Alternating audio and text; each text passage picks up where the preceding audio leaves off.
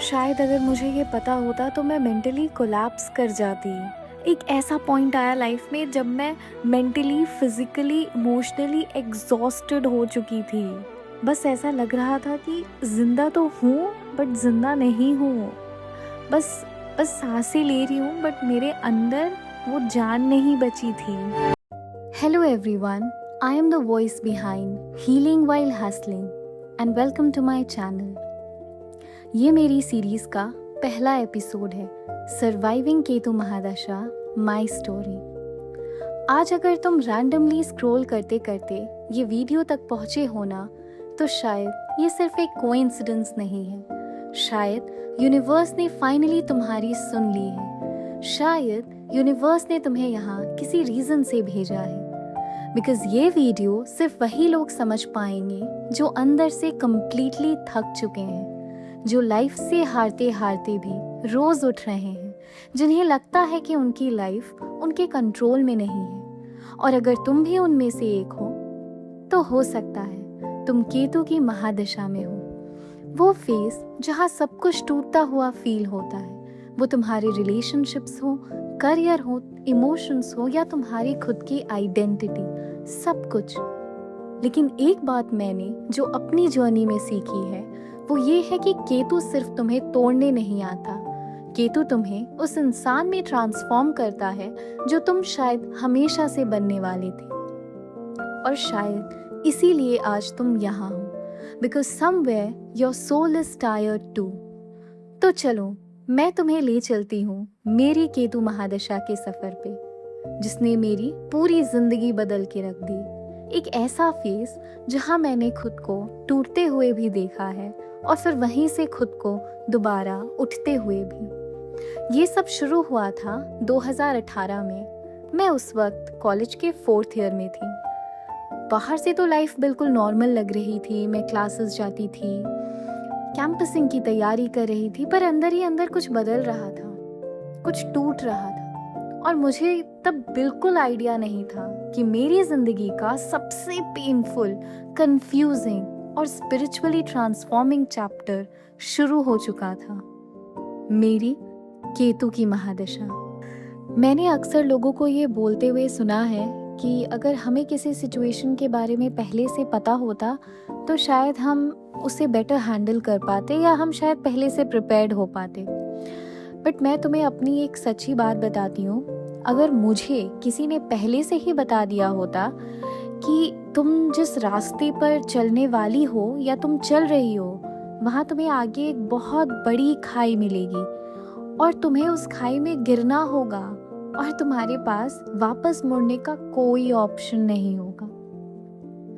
बस सोचो मैं क्या करती। मैं तो पहले दिन ही रुक जाती, मैं तो चलना ही बंद कर देती यार। क्योंकि किसको पता है कि वो खाई से मैं जिंदा बाहर निकलती भी या नहीं। लेकिन पता है मेरे साथ क्या हुआ? मुझे ना ये पता ही नहीं था कि मैं जिस रास्ते पर हूँ उसका नाम केतु की महादशा है और ये 7 साल लंबा होने वाला था। तो मैं चलती गई, आई जस्ट केप्ट वॉकिंग। मैं ना रोज गिरती थी, मैं रोज टूटती थी, मैं रात रात भर सोती ही नहीं थी। मैं तब सोऊंगी जब रो रो करके मेरा शरीर थक जाएगा ना, मैं तब सोऊंगी। अगली सुबह मैं उठूंगी भी या नहीं ये मुझे नहीं पता था। मैं ना हर डॉक्टर के पास जाते समय बस एक ही चीज़ दिमाग में रहता था कि शायद इनके पास ना मेरे दर्द का आंसर होगा कि ये मेरे शरीर में जो ये चेंजेस आ रहे हैं ये क्यों आ रहे हैं, मैं इतनी पागल क्यों होते जा रही हूँ। शायद ये जो मेडिसिन्स मैं अब लूँगी ना वो मेरे लिए काम करेंगी। शायद इस बार जो मेरे ब्लड टेस्ट के रिपोर्ट्स आएंगे ना वो नॉर्मल आ जाएंगे। बट सोचो अगर मुझे पहले ही किसी ने ये बता दिया होता कि ये जो तुम्हारे डॉक्टर के चक्कर लग रहे हैं ना ये अगले 7 साल तक चलेंगे एंड इसका कोई सल्यूशन तुम्हें नहीं मिलेगा, मैं तो मेंटली ही कोलैप्स कर जाती। सच में मुझे नहीं लगता है कि मैं सरवाइव कर पाती। आज मैं यहाँ बैठकर तुम्हें मेरी ये स्टोरी बता भी पाती।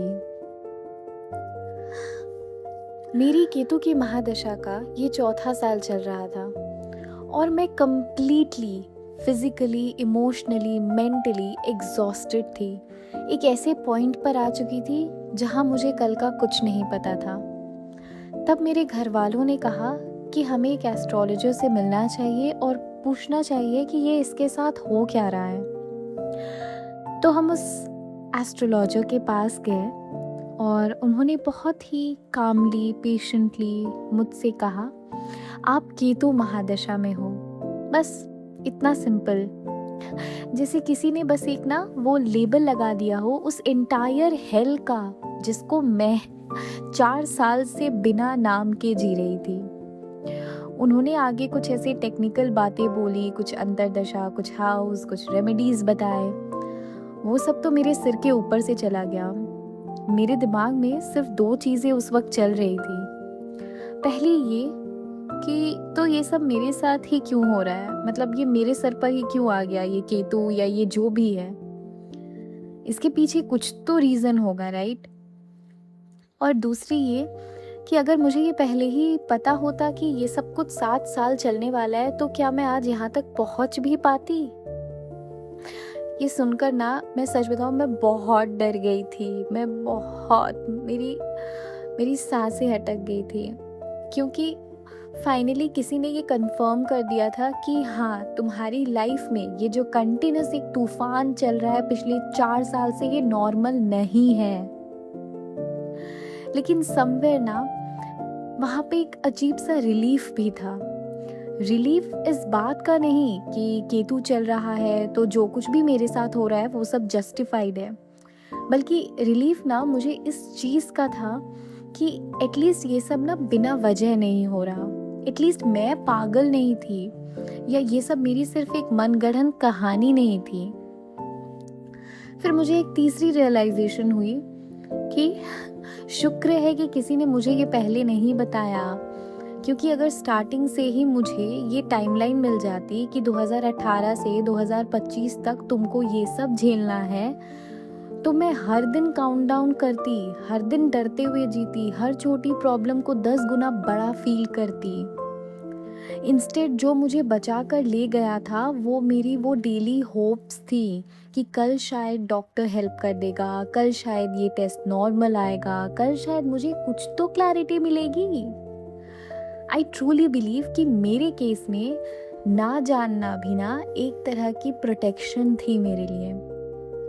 अगर तुम अभी ये देख रहे हो और तुम्हें ऑलरेडी पता है कि तुम केतु महादशा में हो, तो तुम शायद ये सोच रहे होगे कि तो अब क्या, तुम्हें तो पता है। बट मैं तुमसे बस इतना कहना चाहती हूँ कि हाँ, तुम्हें इस खाई के बारे में पहले से बता दिया गया है। तुम्हें पता है कि ये फेस आसान नहीं होने वाला है, लेकिन एक चीज़ जो किसी भी महादशा के पास नहीं है, वो तुम्हारे अंदर की स्ट्रेंथ है।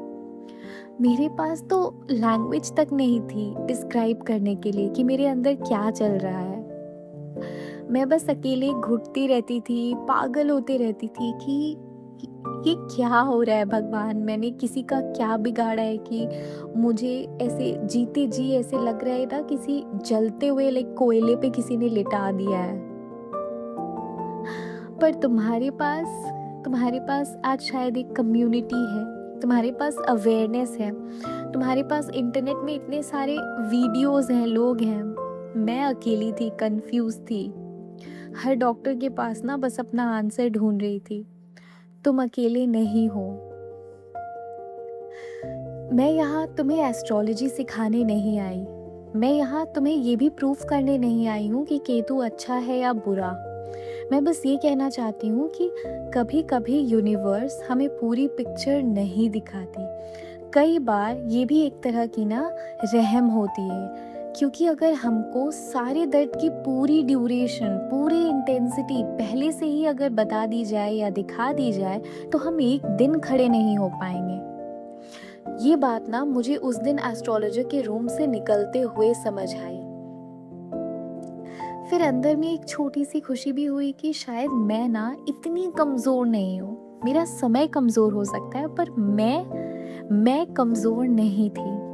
बिकॉज बिना जाने, बिना लेबल के मैंने ऑलरेडी 4 साल सरवाइव कर लिए थे, और अगर मैं ये कर सकती हूँ ना, मेरे जैसी लड़की अगर ये कर सकती है तो तुम भी कर सकते हो।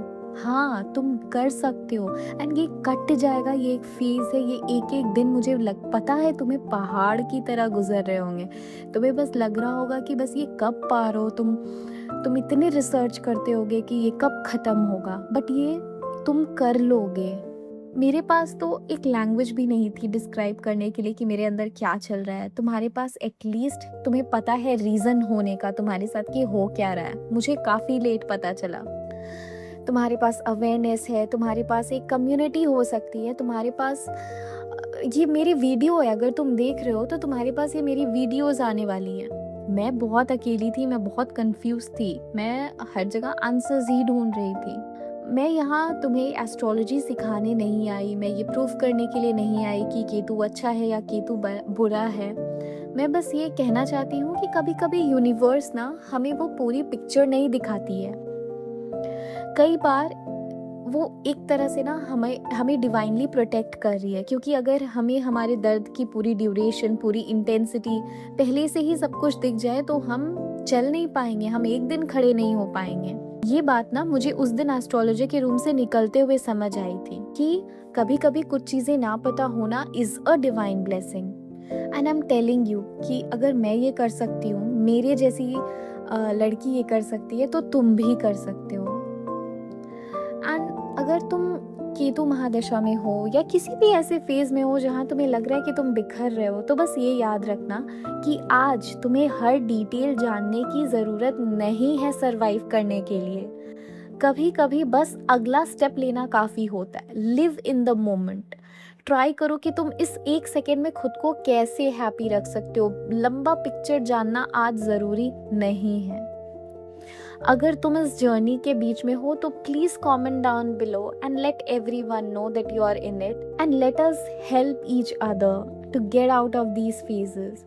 और तुम अभी तक अगर इस वीडियो में बने हुए हो और तुम्हें थोड़ी सी भी अगर रिलीफ महसूस होती है तो प्लीज़ इस चैनल को सब्सक्राइब कर देना, ताकि तुम आने वाली सीरीज़ को मिस ना करो। और हाँ, इसे ऐसे भी लोगों तक पहुंचाना जिनकी शायद मदद हो जाए। इस वीडियो को बनाने के पीछे मेरा एक ही मकसद है कि शायद जितने लोग हो सके वो इस वीडियो को देखें एंड शायद थोड़ी सी स्माइल उनके चेहरे पे आ सके। तब तक के लिए अपना ध्यान रखना, खुश रहना। राधे राधे।